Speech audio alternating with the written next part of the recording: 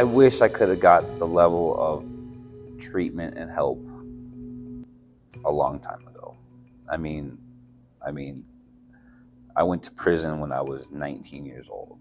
Like, yeah, I was out there stealing cars and doing dumb shit, but like drugs was every bit of it. Like, it had to do with every bit of it, and I don't think at that time there wasn't really a lot going on with like treatment or recovery. You know what I mean? It was there. Like there was AA and NA and stuff like that. But I mean, I was 19 years old. That was like 2008 or something like that.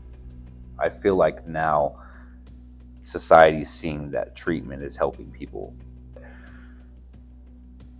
That person also needs to be willing to do it. You know, that's another big thing. Like, yeah, I mean, drug court saved my life, but at the same time, like, I eventually just had to make that decision to do it, to do it.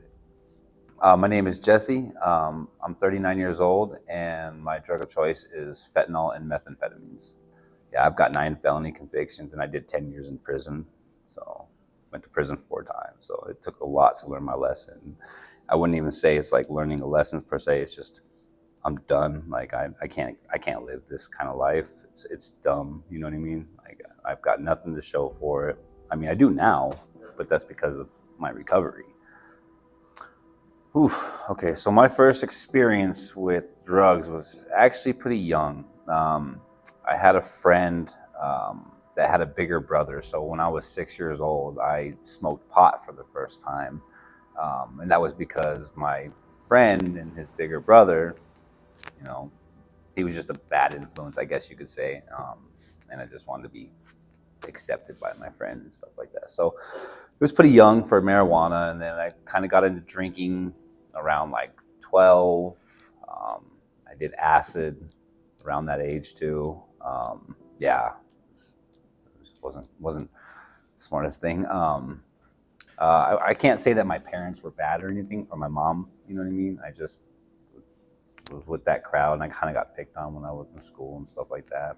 So like I just was with the crowd that was, a little off, I guess. So found myself drinking around 12, and then I constantly was smoking weed around that time too.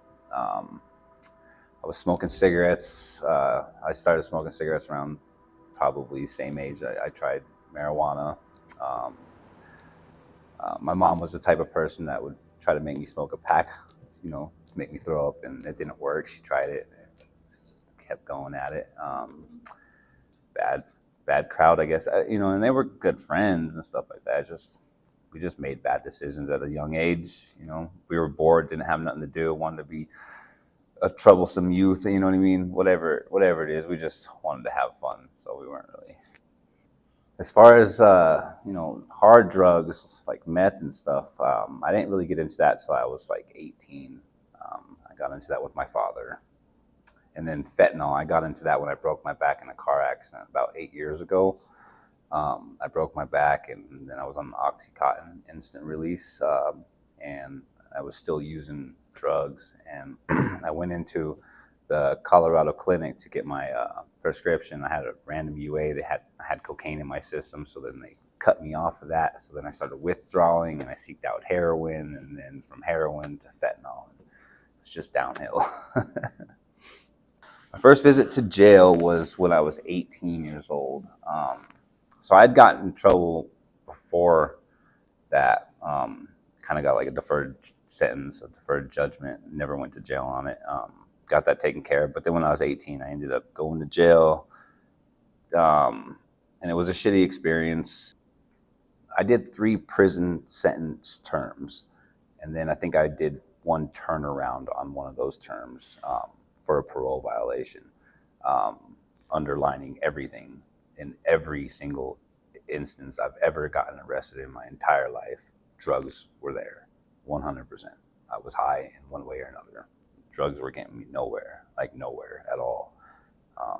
It's bad enough I've already been in and out of prison and made bad decisions with drugs, but to just continue doing it, getting nowhere, my father passing away, have nothing to show for my life, running from the police, was just dumb. So been close to overdosing. I've had people overdose in front of me.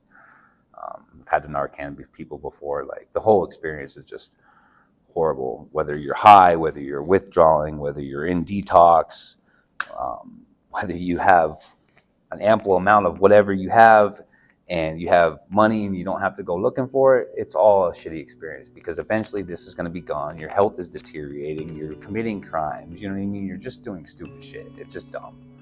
And so the experience overall with all of it is just bad. How you doing? Good, how are you? Good, man. What's that? Oh, nothing. Foil. Why do you have foil? I just found it on the ground right here. Sorry, brother. Okay, stay put. Stay put. Stay put. You're under arrest. So that day, yeah, I was getting high in the alley. Just got back from Denver, and see, that's the problem with that kind of addiction too. Like, I mean, I was so addicted that I did not care where I was getting high. Like, I was putting myself at risk, people in the public at risk. You know what I mean? Like, and I was in an alley getting high. That's how bad my addiction was. I was smoking a lot of it, and when you came up out of nowhere, like, you appeared, you magic. I swear to God, I was like, what the fuck? Where did you come from? It freaked me out. I stood up, tried to crumble the tinfoil in my hand like nothing had happened. You know what I mean? You immediately were like, what's going on? What's that in your hand? I'm like, oh, it's nothing. I tried to walk away. You grabbed my hand, and that's pretty much, that was a wrap. You know, I tried to run. I got maced.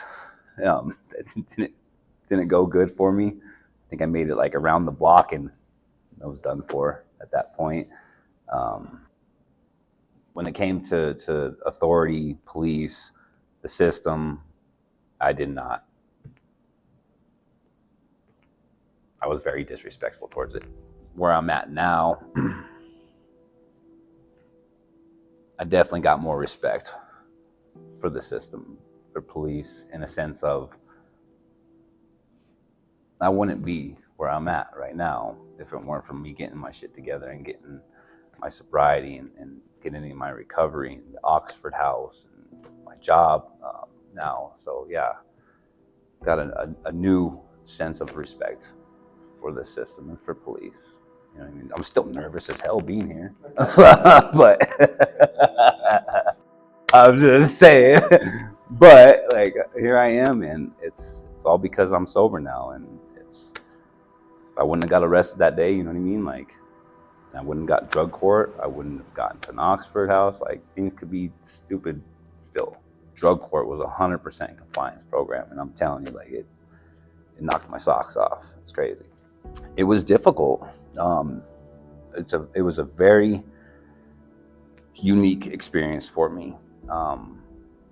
If I didn't give it my all, like 100%, like, I would get in trouble, sanctioned, put back in jail, put in the work release. Like, I mean, for things like if you miss a call-in for UA or you miss a group, I mean, little things, you would think they're so little, like, but you're getting punished for those. And like, I mean, it was really structured. And I've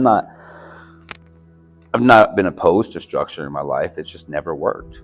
I mean, I've been to the halfway house, didn't work. I've been on parole, didn't work. I've been on probation, didn't work. I've been on ISP, didn't work. Drug court in Oxford, like, they worked. I graduated drug court, still part of Oxford. I'm the chapter chair of Chapter 9. So I run 8 different houses. I core membered my house. I work with Peer Connect as a recovery coach. Like, things are really looking really good for me in my life. And it's all because I'm sober and getting my shit together. It's like, I'm really proud of myself. This is the first time in my life where, after being off the paper, I've decided to make the right decisions and continue to go the right way, on the right path. You know what I mean? I needed to go to jail. Like, I was smoking like 50 pills a day, dude. It's bad, bro. It was really bad. I needed it. Like, and jail was my detox. I didn't want to be in jail, and I could fight you, tooth and nail at that time that it was unfair and unjust, but in reality, in retrospect now, like, fucking thank you. I'm here, I'm alive, and that's amazing to me. So don't think it's not possible. You know what I mean? Like, it's possible. Don't give up on yourself. I'm still picking up the pieces right now to this day from my addiction. Bills, and, family, friends, credit. Like, there's a lot that I'm still trying to build on to this day. But it's possible for anybody. Like, it's possible for me. I did it. It's possible for Jeffrey. He did it. My outreach member for Oxford, I kind of, in a sense, followed in his footsteps. Like, he was kind of an inspiration for me. And there's a lot of people that I feel like have been an inspiration for me. You just gotta want to do it. And you just gotta take the opportunity and the supports that are there for you. It's possible.